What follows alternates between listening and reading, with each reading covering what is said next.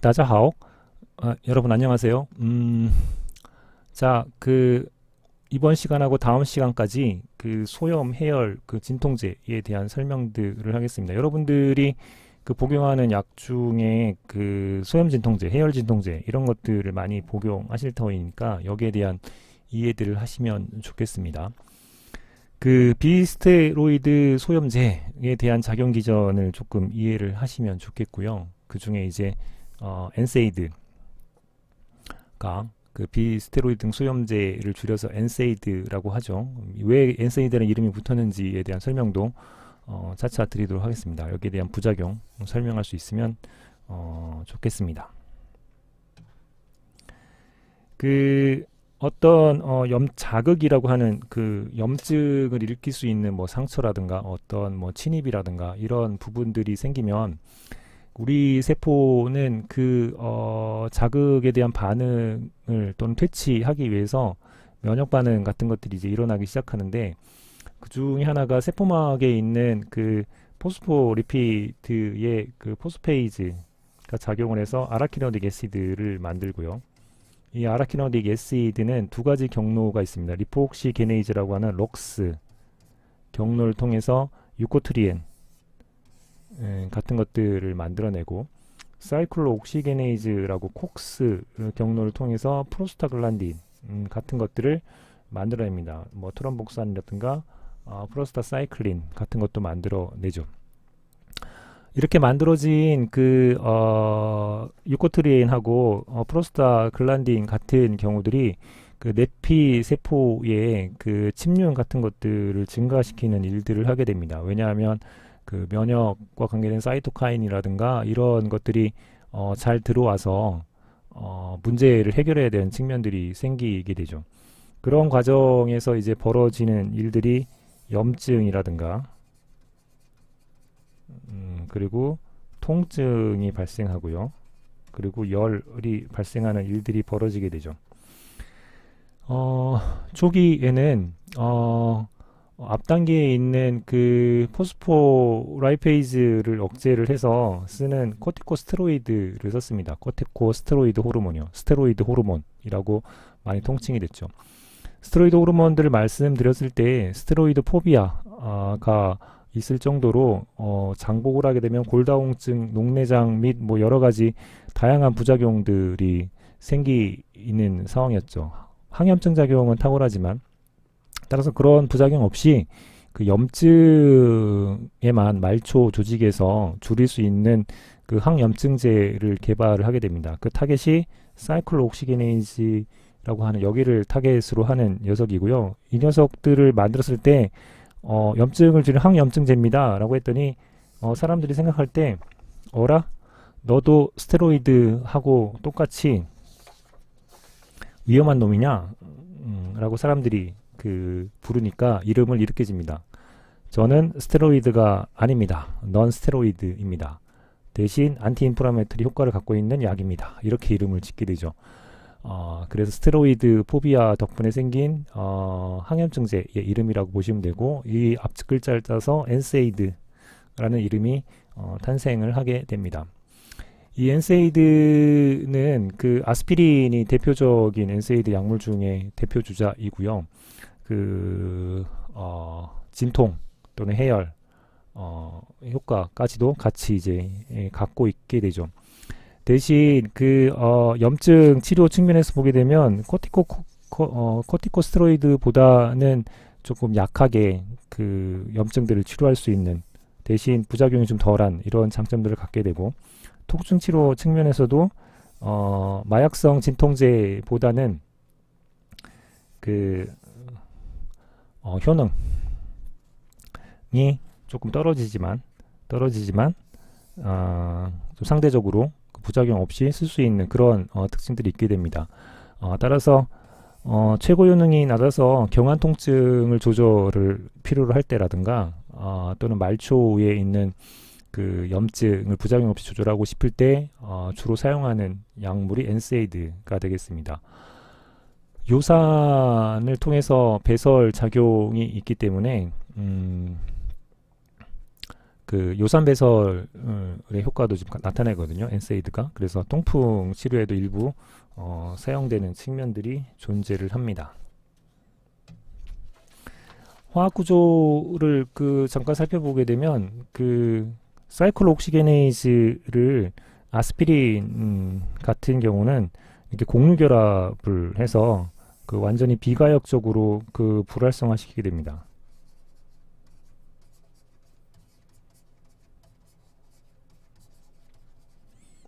이런 특징들 때문에 사이클옥시게네이즈가 하는 역할 중에 하나가 혈소판에 응집반응과 관계되어 있는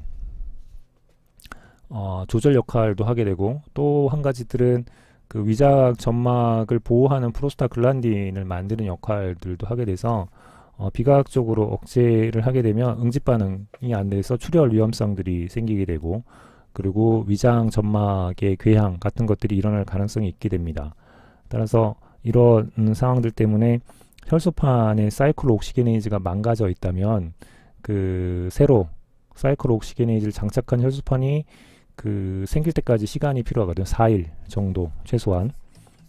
따라서 수술 같은 것들을 앞둔 사람들이 이 엔세이드 약물, 특히 아스피린 같은 걸 복용하고 있다면 복용 중단을 적어도 일주일 전에 공고하도록 되어 있습니다. 이런 이유 때문입니다. 엔세이드에 대한 작용 기전들을 보게 되면 사이클옥시게네이즈를 억제합니다. 이 줄여서 콕스라고 이름 붙이는데요. 그래서 염증 반응을 생기는 증상을 좀 소실시키는 역할들을 하게 되고요. 대신 리폭시게네이즈 쪽은 억제하지 못하기 때문에 유코트리엔이 만들어져서 생기는 염증 반응들은 억제하지는 못합니다. 콕스를 억제할 때 두 가지 방식이 있습니다. 이게 비가역적으로 억제하는 아스피린이 있고요. 그리고 가역적으로 억제하는 그 외 엔세이드들이 있습니다. 비가역적, 가역적의 차이는 뭐냐 하면 가역적은 엔세이드 약물을 중단을 하게 되면 콕스가 그대로 이제 작용을 하는 녀석이고요. 이 경우는 콕스가 망가뜨려지면 아스피린 중단하더라도 이 콕스는 망가진 채로 이기 때문에 새로 콕스를 만들어야 된다는 두 차이점이 있다라는 것을 이해하시면 좋겠습니다. 콕스에는 콕스1과 콕스2가 있습니다. 콕스1은 늘 있는 효소이고요. 이 녀석들은 늘 있으면서 위장관에 보호하는 물질들을 만들어내거나 하는 특징들을 갖고 있는 녀석입니다. 활성화 없이도요. 근데 콕스2는 사이토카인 같은 어떤 자극원에 의해서만 활성화됩니다. 정상적인 상태에서는 나오고 있지 않다가 그래서 이렇게 활성화된 콕스2가 여러 이제 염증과 이런 부분들을 일으키는 프로스타글란딘 같은 것들을 만들기 때문에 사람들이 엔세이드들을 만들 때 이 두 가지를 다 억제하는 걸 하게 되니까 결국에는 위 장관 문제들이 부작용으로 대두가 돼서 콕스2만 선택적으로 억제하는 것들을 만들면 위궤양 발생이 적겠다 해서 콕스2만 선택적으로 억제하는 제제들을 만들었습니다. 근데 그렇게 만들어 써보니까 이상한 일이 벌어지는데 혈소판의 응집을 하지 못하도록 억제하는 프로스타 사이클린은 억제하고, 그리고 혈소판 응집을 강화시키는 트롬복사는 견제하지 못해서 밸런스가 깨지는 문제가 생겨서 오히려 혈전이 생기는 위험들이 발생을 해서 심근경색 같은 것 때문에 일부 셀렉티브 콕스2 이니비터 같은 것들이 시장에 나갔다가 퇴출당하는 사태들이 발생을 하게 됩니다. 대신 일부 약제들은 남아 있고요. 약제들은 위궤양 위험성들이 피하는 것이 필요한 환자분들한테 쓸 수 있는 상태로 되어 있죠. 그래서 정리하면 일반적인 트레디셔널 엔세이드들은 콕스2 인두셔블 하는 것하고 늘 발생하는 것들은 다 억제를 해서 콕스1까지 억제하면 생기는 문제가 위장관에 대한 문제들이 생길 수 있다. 이 부분들 때문에 콕스2 셀렉티브 이니비터들을 만들었다 라는 측면들은 설명을 드렸습니다. 그 엔세이드들의 양리작용을 보게 되면 뭐 당연하게 그 진통, 해열, 그리고 염증을 억제하는 작용들을 갖게 되죠. 그 스스로 통증이나 만성 통증에 대한 부분들은 작용하지만 그 마약성 진통제만큼 효과는 없어서 그 바이세랄 페인에는 효과가 없는 특징들을 갖게 되고요. 해열 작용이라고 하게 되면 조직이 손상이 되면 그 하이포살라머스에서 프로스타글란딘 E2의 생산을 증가시키고 이렇게 되면 그 열이 높아지는 일들이 발생을 하는데 엔세이드가 이러한 프로스타글란딘을 못 만들게 하기 때문에 열을 낮출 수 있는 상황이 되게 되고 그 다음에 소염 작용들은 프로스타글란딘 E2가 많이 만들어지면 투과성이 증가해서 이데마 같은 것들이 벌어지게 됩니다. 엔세이드들은 이것을 또 못 만들게 해서 염증을 억제하는 작용들을 하게 되죠. 대신 그 유코트린 또 세로토닌, 히스타민 이런 데는 효과가 없어서 완벽하게 염증을 제어하지는 못합니다.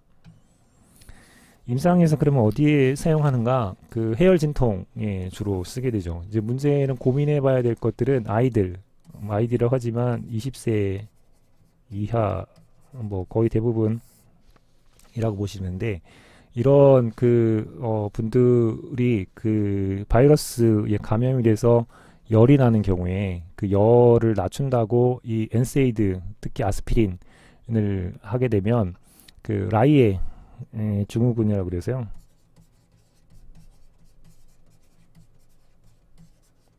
오히려 뇌에 심각한 부종 같은 것들을 벌일 수 있게 됩니다. 그래서 금기되어 있죠. 그러면 20세 이하의 그 사람들이 열이 나는 이유가 뭐 거의 50% 이상은 바이럴 인펙션 때문이라고 간주해도 될 정도입니다. 그러면 그 사람들한테는 해열의 효과를 내기 위해서 뭘 써야 되는가라고 하는 것들은 이 다음 장에 또 설명을 드리도록 하겠습니다.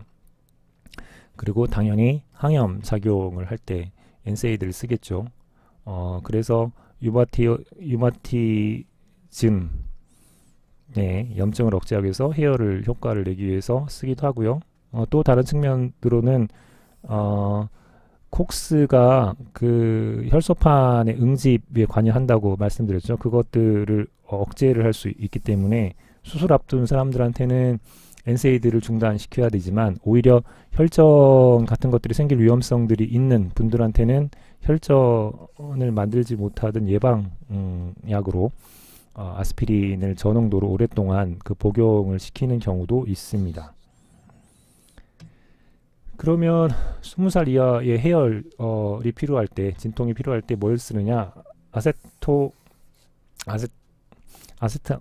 아세트아미노펜이라고 하는 것들을 쓰게 됩니다. 그 한국에서는 아세트아미노펜의 대표적인 게 타이레놀이고요. 중국에서는 뭔지 뭐 살펴보시면 되겠고, 그 아세트아미노펜이 최근에 더 유명해진 게 있죠. 코로나 그 백신 같은 걸 맞았을 때 열이 나면 그 아세트아미노펜으로 처방을 하면 조금 나을 수 있다 해가지고 이제 이야기됐던 적이 있고요. 그 아세트아미노펜의 특징은 뭐냐면 그 약한 콕스 이니비터입니다.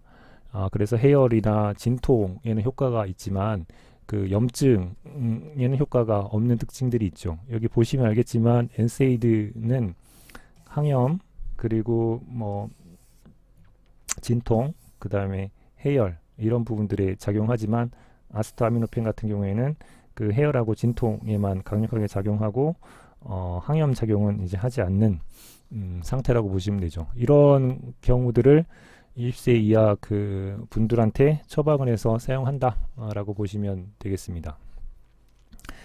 그 경구투여로 흡수가 되고요. 간에서 대사가 되는데 문제는 대사될 때 일시적으로 N아세틸 그 벤조퀴노니민이라고 하는 독성 물질로 변화가 일어나고 이것들을 바로 방지하기 위해서 글루코로닉이라고 하는 것들이 포접해서 무독화시키는 과정을 겪게 됩니다. 근데 간에 있는 글루코로닉이라고 하는 것들이 충분히 많이 있는 상황은 아니기 때문에 그 소화나 대량으로 과량으로 이 아세트아미노펜을 투여받게 되면 독성 물질인 대사 물질이 무독화되는 것들이 일시적으로 일어나지 않아서 그 심한 리버 네크로시스 같은 것들이 일어날 수 있게 됩니다. 따라서 그 일부 사람들이 이제 자살을 목적으로 이러한 해열 진통제들을 여러 약국을 돌아다니면서 과량 구매해서 드시는 경우들이 있죠. 그런 경우들 때문에 이 아세트아미노펜을 과량 복용했을 때 병원에 가시게 되면 해독제가 존재를 합니다. 따라서 그런 것들을 좀 유의를 하셔서 살피면 좋겠습니다. NSAID들이 갖고 있는 부작용들을 보게 되면 그 대표적으로 위궤양이나 십이지장 궤양들이 생길 수 있게 됩니다. 이유는 위점막을 보호하는 프로스타글란딘 같은 것들을 만들지 못하게 하기 때문이죠. 그래서 이런 작용들 때문에 또는 그 사이클 옥시게네이즈가 억제가 되면 이제 반대쪽에 있는 리폭시게네이즈가 활성화되는 측면들도 존재를 해서 두 가지가 같이 작용해서 위에 이제 얼서 같은 것들이 생기는 일들이 벌어지게 되고요. 그 다음에 그 혈소판 응집을 억제를 하죠. 트럼복산이 이제 혈소판 응집에 중요하게 작용하는 프로스타글란딘인데 이것들을 억제하게 되면 그 출혈 시간이 연장되는 측면들이 있습니다. 따라서 NSAID를 복용하신 분들한테는 이런 공거들을 할 필요가 있게 됩니다. 또 그 프로스타글란딘 F2 알파 같은 경우는 자궁 수축에 관계하는 프로스타글란딘이거든요. 그래서 이 그 NSAID 같은 것들을 드시는 분들이 그 분만 상황들이 왔다 하게 되면 그 부작용으로 분만 지연이라든가 분만 후 출혈 같은 것들이 증가할 수 있습니다. 그래서 분만을 앞두고는 이 NSAID에 대한 복용을 중단하는 것들이 필요해지게 되죠. 그 다음에 그 생각해 봐야 될 문제는 아스피린에 대한 천식이 있게 됩니다. 한 15% 정도 과민 반응이 존재를 하게 되고요. 그래서 천식이 히스토리가 있는지 없는지 그 환자들한테 살피는 게 되게 중요합니다. 특히나 뭐 치과 같은 경우에 이제 소아가 천식 기왕령에 대한 부분들을 살피지 않고 뭐 그냥 무심코 아스피린 같은 해열 진통제를 주는 경우에 과민 반응이 악화돼서 문제를 크게 일으키는 경우도 있습니다. 이러한 NSAID들의 독작용을 보게 되면 농도에 따라 좀 다릅니다. 저농도에서는 좀 마일드한 그 작용들이 일어나게 되고요. 안티인플라메이터리 효과를 지나게 되면 좀 마일드한 작용들이 벌어지는데 그런 작용들이 두통이라든가 어지럼증, 청각장애, 뭐 시각장애, 졸음, 발한, 뭐 구토, 설사 이런 것들이 일어나게 되고요. 이 농도를 더 지나서 하게 되면 이제 시비어한 상태로 바뀌는데 그 유로로지컬 이펙트 같은 것들이 일어나서 코마가 일어날 수 있고요. 결국엔 그 상황들이 악화돼서 죽음에 이르게 되는 상태까지도 갈 수 있습니다. 이유는 그 아스피린이 그 살리실릭 애시드를 갖고 있는 형태라서 그 애시드 형태로 대사가 됩니다. 그렇게 되면 우리 몸은 그 이 산 염기의 밸런스를 유지하기 위해서 호흡을 굉장히 이제 빨리 스티뮬레이션 시키는 일들을 벌이게 되죠.